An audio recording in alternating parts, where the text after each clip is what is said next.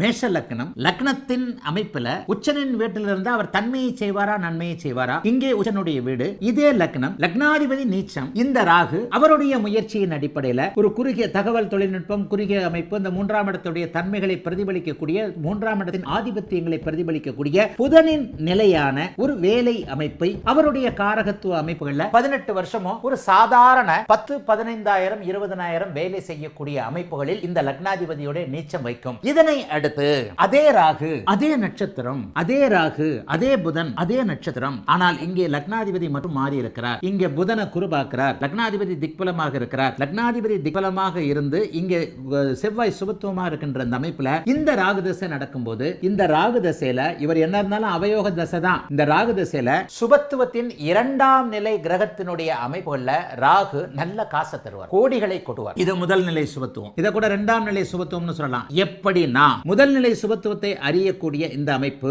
செவ்வாய் திக்பலமாகி உச்சமாக இருக்கிறார். இவர் திக்பலம் இல்லாமல் உச்சமாக இருக்கிறார். திக்பலத்தை விட்டு விலகி சூன்ய பலத்திற்கு வரும்போது லக்னத்துல புதன் திக்பலம். இப்ப இந்த இடத்துல யார் முதல் நிலை சுபத்துவம்னா, முதல் நிலை சுபத்துவம் இவர், 2ஆம் நிலை சுபத்துவம் இவர். இந்த 4 கட்டத்தை மட்டும் தான் போட்டுக்கிறேன், 4 மட்டும் தான் போட்டுக்கிறேன், வேற எதையும் பார்க்க கூடாது. இந்த சுபத்துவ பாபத்துவ கோட்பாடுகள் இந்த புரிஞ்சவங்களுக்கு மட்டும்தான் புரியும்ன்றதுக்கு இதுவும் ஒரு பெரிய அமைப்பு.